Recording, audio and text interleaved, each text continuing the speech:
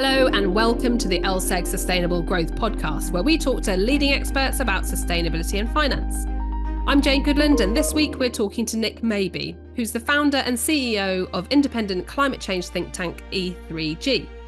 Earlier in his career, Nick served as a senior advisor in the Prime Minister's Strategy Unit and was the chief economist at WWF. And in recognition of his services to tackling climate change, he was made an OBE in 2022. Personally, I'm delighted that Nick was able to join us because he is the font of all knowledge when it comes to the COP process, which can be quite difficult to fully grasp at times. So hopefully our conversation will help unpick what happened at COP29 in Azerbaijan this year. But before we hear from Nick, a quick reminder to follow us so you don't miss any future episodes. And also don't forget to rate us on Spotify, Apple Podcasts, or any other platform you use. Enjoy the show.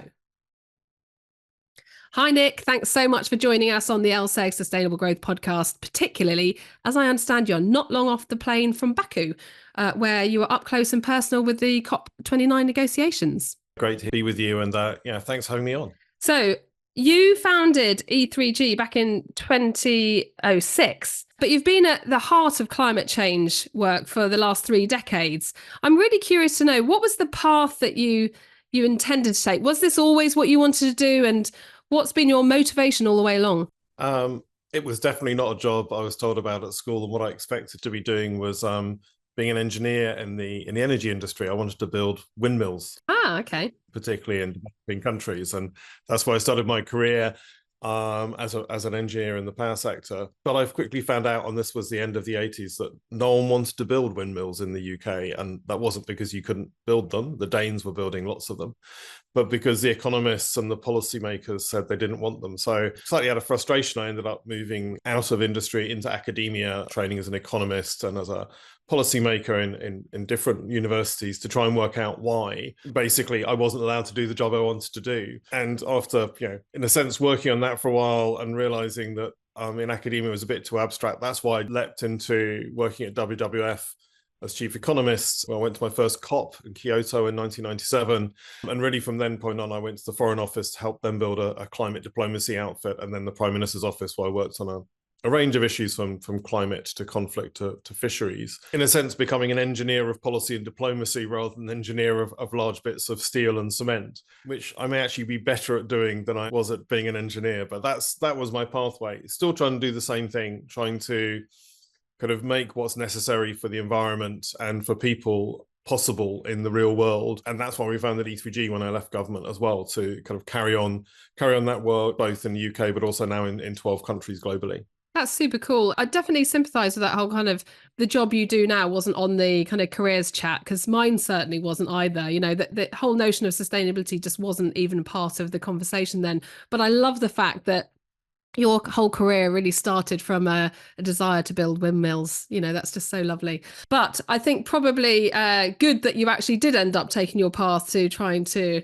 work out how to change the system, actually, because that's really what we're here to talk about today, which is the COP process in particular, which actually can be quite impenetrable to those who aren't kind of up close and personal with it and living and breathing it. So I was wondering, perhaps before we get into some of the detail of what's happened this year, could you give us an overview of the COP process itself and where we kind of sit in it right now? Yeah, I mean, like most things in the world, fundamentally it's quite simple, but it can get very confusing when you look, as you say, at the detail. So climate change is a global issue. Everybody affects everybody else. And the COPs and the UN process, where we have the conversation about how we're all going to act together. It's that simple. And basically, we've been running this since 1992. And it has kind of several core functions of what we need to do. So the first thing is, the COP is where we've agreed what a safe level of climate change is, 1.5 degrees. That changes with the science, but it's basically it's where we agree how much we've got to do, get to kind of no impact on the planet, on the climate system by around mid-century. So we all agree to that. And then we also have to agree how countries are going to help each other, because countries come from different backgrounds, they have different responsibility. So the kind of social contract of climate change, how much finance are we going to give countries to both implement their commitments, but also manage the impacts of climate change they weren't responsible for. Overarching all of that, a transparency system so we can all see what everybody's doing. So again, it's very simple in a way. It's basically we all agree what to do, and we want to make sure everybody else is doing it so everybody can feel they're not being cheated on by anybody. And essentially, the Conference of the Parties, COP, is where we have every year a discussion about how we're doing against the goals we've set each other and agreed, and how we talk to the public. It's the biggest media moment of the year by around 5 times on climate compared to anything else. So it's the moment in the year the world pays attention and leaders pay attention. So it's incredibly important. And it's also a place where we come together and drive collaboration on action. So in that sense, if we don't have COPs, if we don't have a space where we have this conversation, nothing else we do on energy and finance and all the practical things have no place to tie together to say, yeah, that's all great what we've done, but is it actually meeting the environmental and climate system parameters of what's needed? Because COP's never going to do everything because the world's a big, complicated place, but it's a place we check we're doing enough to keep everybody safe. I think the one thing that it strikes me about it, it's a really unusual process because while it's principally about kind of policymakers coming together to do the actual negotiations, like you said, it's a great point in time to bring other sectors involved as well, isn't it? In terms of you have the private sector there in force, you have representations from impacted community groups. So it's a real blend of different actors, isn't it, in terms of the broad spectrum of those impacted and affecting climate change. Yeah, and that does differentiate it from other, so you go to an arms control conference or you go to a trade meeting, yeah, you'll have people outside, but nothing like this because, the decision to not build nuclear weapons or the decision to lower a tariff is just made by government. They can make that.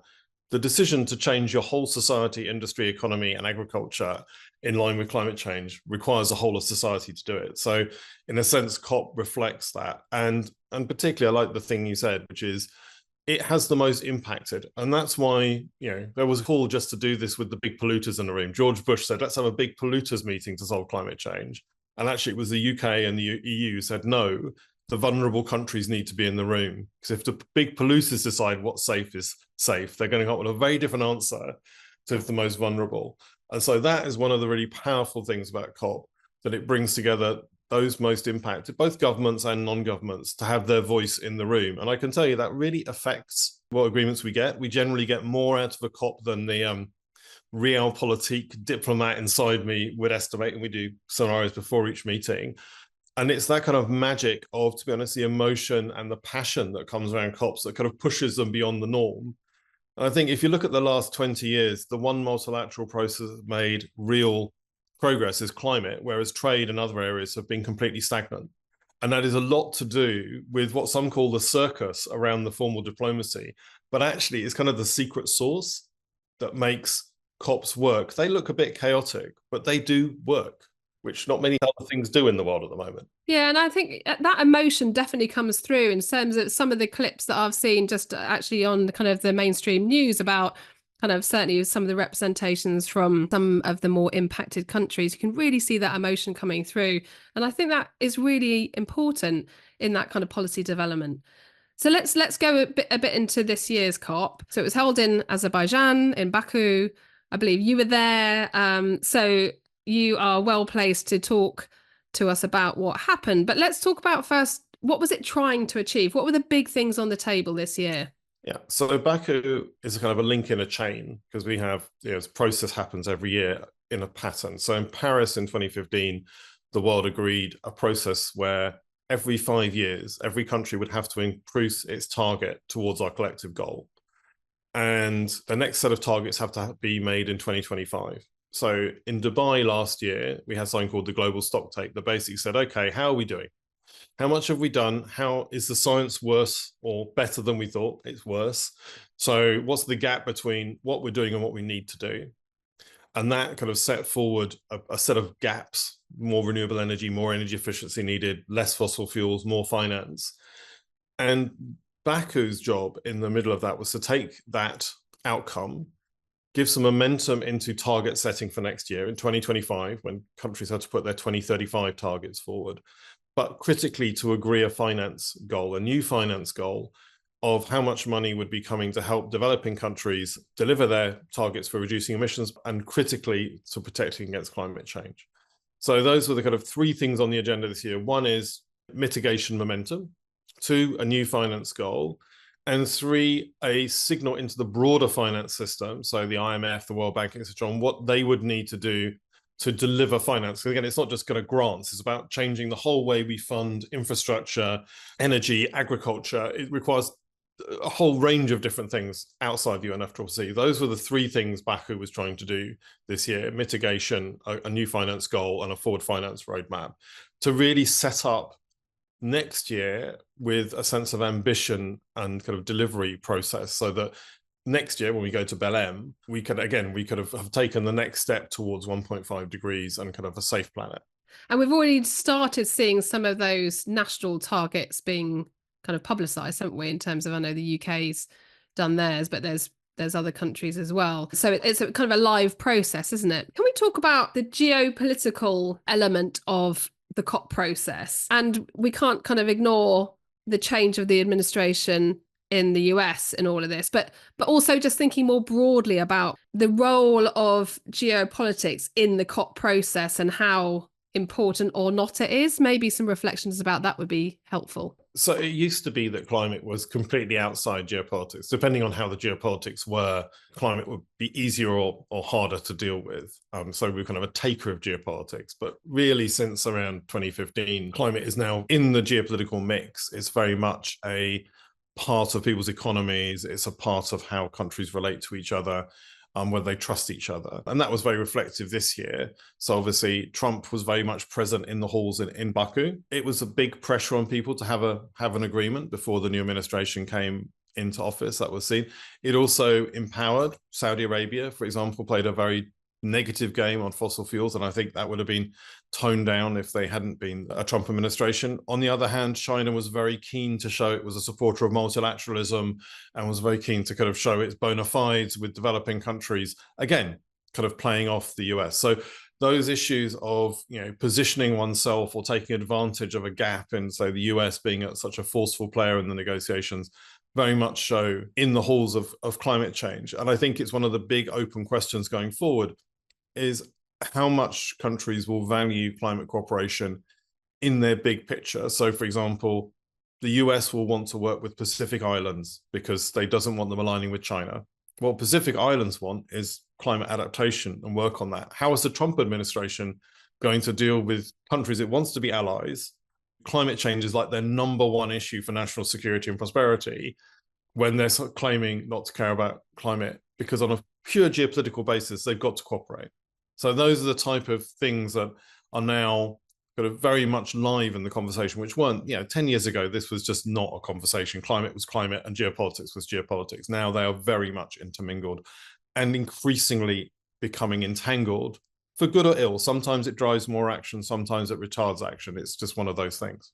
And also, I think in sort of contextualizing this all in terms of the time that we have available, because I suppose one of the impacts of the whole thing getting more political is that it could slow progress down. And it's exactly this point in our forward-looking agenda that we don't really have that time available to slow down, do we? Yeah, and I think this is where you get the kind of double-edged sword. On the negative side, the geopolitical tensions mean leaders have a lot less bandwidth. So getting leaders to focus energy on the things we need to do for climate is much, much harder than it was before. They've got Ukraine, Gaza, trade issues. That's a real issue. If Trump really put on his tariffs, it would massive shock to the global economy. That would affect global clean investment, even if it wasn't so much in affecting US investment, which the federal government can't do much about. It will affect global investment. On the other hand, we're seeing competition between major powers like Europe and China lead to a kind of a race to invest in other countries in clean economies, and things like the European Global Gateway, which is an investment fund for funding critical minerals, hydrogen, renewables in other countries. And a big deal was done with Africa at Baku by the European Commission.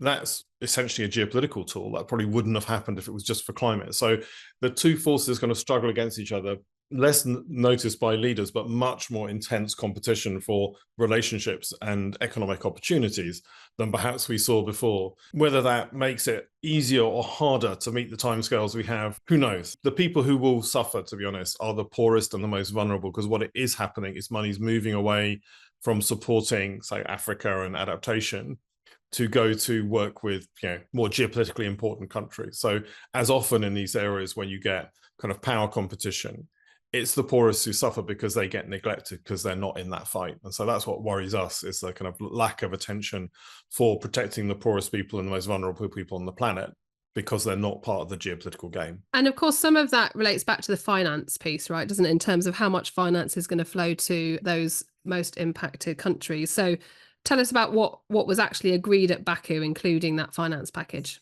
Yeah, so we got an agreement at Baku. It was quite late. It was one of the more fraught and difficult negotiations I've been involved with at COP. There was a real chance it would have collapsed. And I think, the tension of Trump's election was one of the things that kept us in. People had to make some really tough compromises. And that's reflected in the overall package of the outcome. So just starting, on mitigation, we wanted to have moving beyond the agreement last year to phase down fossil fuels and a real push forward. That didn't happen. The Saudis were incredibly blocking, working with the Russians and others. And in fact, they watered down the text so much that some of the major groups, including Europe and the small islands, just objected to it. And it's now been pushed to next year. So people thought they had an agreement, but it's not an agreement because it was considered too weak. So that's actually probably a good thing overall. Not a good thing, but a good thing we didn't agree something that rolled us back from last year, because the Saudis were taking advantage of this moment. On finance, we did get an outcome, a commitment to a new goal of $300 billion a year by 2035, moving on from the 100 billion, which developed countries committed to. There's also inside that, there's a commitment to ramp up funding on adaptation, perhaps not as much as we would have liked, and look at getting more money to the small island states and the poorest countries who don't get a very large proportion of any of this climate finance. So a bit more equity. 300 is probably at the lower end of what people wanted. It certainly wasn't anywhere near what developing countries wanted. But I think the interesting thing inside that, and that wasn't that unusual, given the pressure on budgets at home, given that US is going to pull out their financing, the pressure on the lower number was always going to be very strong. So that was just part of the politics of Trump. But one of the most interesting things is that there's a roadmap going forward to say, okay, we've only got 300 now. We probably need 1.3 trillion a year moving by 2030. So we're going to come back and look at reforms to the IMF, the World Bank, the multilateral development banks, look at taxes on aviation and maritime to fund new approaches. And there will be a process of reviewing, looking at who's getting what money, what reforms are moving forward, how it's happening. So this Baku M roadmap is a quite unique new thing, where essentially the COP is now part of the international financial architecture, which was never before, to try and squeeze us above 300 to something a lot nearer what countries need, which again is mostly investment finance. It's mostly, but it's hard getting money in the middle of a global recession with geopolitical tensions and high debt levels into emerging and developing economies, even if projects are economic. So that last thing, the roadmap, I think is one of the most powerful things that came out this year. We now have to use it. It's just a roadmap. You have to walk it now. Yeah, I mean, it's fascinating, isn't it? And I mean, it's just so complicated. I don't think there's anything else which is as complicated as the COP process, which is why sometimes, like I said at the outset, it's difficult for people to navigate, because obviously this is a multi-year process, and which is then affected by kind of real-time events and changes to politics and economies. So thank you for simplifying that. I think it's really helpful actually to have someone like you to be able to kind of make it really clear about what's going on and why it's so important. You've mentioned Belém in Brazil. Let's kind of wind forward to that in terms of thinking we've got this roadmap, but why is Brazil, and why is the COP30 that's going to happen next year in Brazil, why is it so important? Because there's a lot of emphasis on it, isn't there? Yeah, well, this comes back to these 5-year cycles we set up in Paris, which was basically, we knew we wouldn't get there in one go, so we have to iterate. So 2025 countries by February is the deadline, but doubtless we'll see come through the first half of the year, need to put their new targets forward. And basically those targets will tell us what temperature we're going to have to live with going forward, or at least the maximum. Will we get anywhere near 1.5? Probably not in the targets, but hopefully a lot nearer. And there's no more time. Basically, this is the critical iteration. If we don't really push an ambition this time around, it's very hard to pull back. That's just arithmetic of how many tons in the atmosphere, how many tons we produce a year, how quickly we have to reduce things. So that's why there's so much focus on next year. And again, it's not just Belém, which is be in November, and the final COP. It's about the whole year. It's got a whole year of ambition. So through the year, we'll see targets come forward. We will doubtless see the UN Secretary General say that's not enough. There'll be another push with leaders to try and move people to stronger targets, perhaps provide more finance, which helps them move, perhaps do more deals on areas like renewables, on phasing down oil and gas to try and get there. So by the time we get to Belém, there's essentially a package of both formal targets and informal targets where we can go, how good is this? And and if you're a small island state who will go out of existence at 1.5 degrees given sea level rise, they're going to have to make some choices. How do they go back to their people and go, well, all these people have agreed that it's going to be kind of around 2 degrees, and so our land's going to be flooded or it's going to be unlivable. So that's why it's so important, because previously we could always say, yeah, there's a bit more wiggle room, we can do a bit more next time. And we always have done more than we said we would do. It really is starting to kind of be the end game now if we don't really make those decisions. So I think that's why Belém is so important. And people, especially small island states, most vulnerable states, will go, is this regime still working for me? There's also taking cases, the International Criminal Court on climate change. It is kind of the real litmus test of, is this regime working for everybody, or do we need to do something fundamentally different? And if so, what would that be?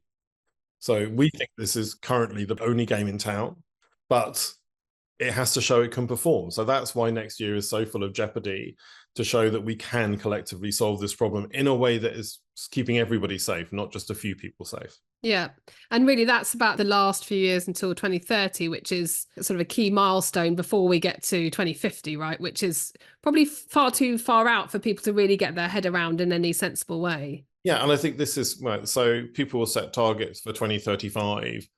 And that will say, how quickly can we get down to zero by 2050? And I think this is way outside timescales. Humans are used to working on it, but the climate doesn't care about humans, it cares about itself. So that's why we have to adapt to what's needed. I think the most powerful statement and the kind of hope that came forward at COP is there was a statement by a whole set of countries, including Brazil and the UK, saying we are going to align our next targets at least with the straight line to net zero by 2050, which is what the science says the globe needs to do, and overperform if we can, like the UK is doing more than that. And if we did that, we would be hitting somewhere between 1.5 and 1.9 degrees in the second half of the century.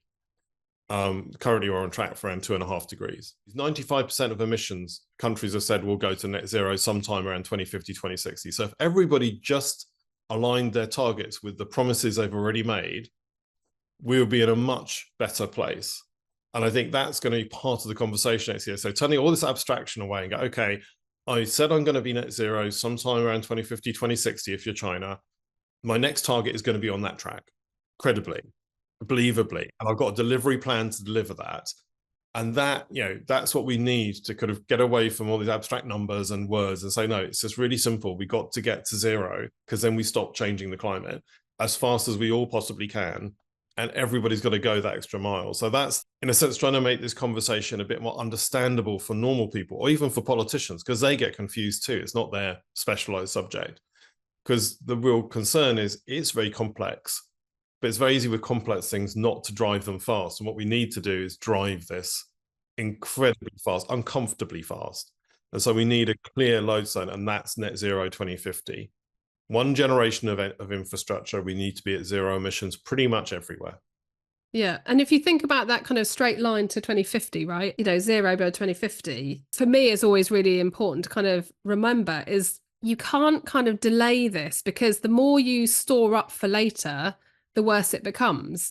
It's not like you can say, well, I'm not going to do anything for the next 5 or 10 years because I'll do more later. But actually, this is a cumulative effect, because we're already starting to see the impacts of climate change. So we can't delay this any further. It gets more expensive the more we delay. So there's lots of good reasons to be, observing and complying with that straight line that you've mentioned. So you mentioned kind of, what this all means to sort of normal people, as it were. Let's finish on that question about day-to-day life. We've been talking about the COP process, which sometimes feels like it's kind of 50,000 feet. How do we kind of bring this close to home so that, in our day-to-day lives, whether that's our kind of working life or our personal lives, how does this become real for people so that people really connect and engage into the whole process? So just taking the UK as an example. So for people in their everyday life, what this is going to mean is in the next 5 years, pretty much everybody move to buying an electric car if they're buying a new car or even a second-hand car, and installing a heat pump instead of a gas boiler in their home. Now that will happen a bit slower, and having their home upgraded. In a sense, two of the biggest things you do, heat your house, drive your car, are going to be impacted over the next 5 to 10 years if we're going to be anywhere near the trajectory the UK has set itself. Up until now, we've just changed how we've made electricity. That's where most of our cuts. We turned off coal, we've built renewables. You still turn on a light in your house, light goes on, might be a slightly more efficient light. You didn't really notice it, but now it's real changes to your house and your transport, and that's going to be real choices which the government has to make work for you. So that's for people. In jobs, going to be a huge change in how people work. If you work anywhere in the automotive industry, massive revolution, scary revolution, heavy industry, the same. But also in the city, in professional services, the UK has a huge opportunity because climate change is a smart revolution and it needs more people who do smart things. And UK is actually very good at exporting services of smart people doing smart things, whether that's in finance or engineering or urban planning, but people will need to retrain. So if you're a professional who is an engineer in the offshore oil industry, you've probably already retrained to offshore wind.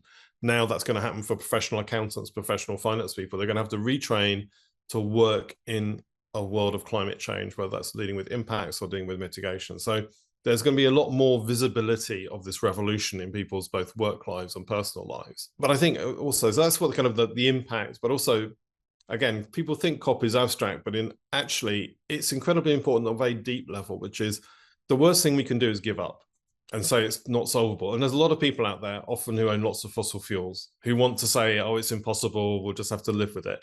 We can't live with extreme climate change. We know that. It's very clear.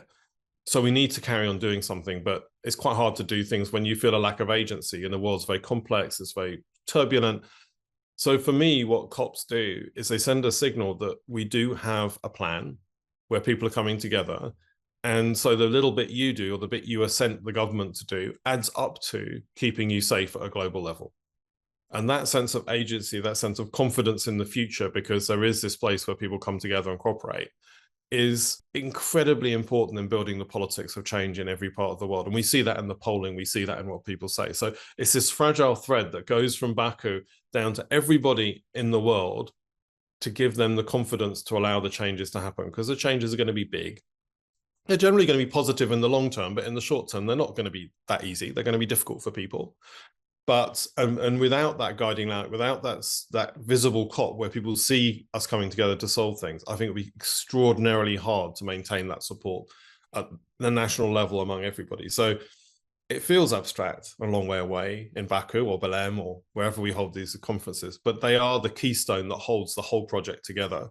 And without them, it'd be very difficult to see how we'd get anywhere near a safe planet. I think that whole point about policymakers and governments really making sure that they continue getting the support of their people and connecting the dots and that golden thread between, the heat source pump that you might have put in your house and nationally what we're doing in terms of contributing to the overall objective. I think it really does make it real for people. Nick, thank you so much for sharing your very, very long experience in climate change. You've made it so simple for us. Thank you so much, and definitely given us food for thought as we go forward. Thank you very much indeed. Thank you. So that's it for this week's episode of the LSEG Sustainable Growth podcast. Hope you enjoyed that conversation with Nick. I thought it was brilliant, actually. He really simplified the whole COP process for me and certainly gave us food for thought. If you've got questions, comments, or someone you'd like us to talk to, then do get in touch by email at fmt@lseg.com. That's all from me, but watch out for the next episode very soon.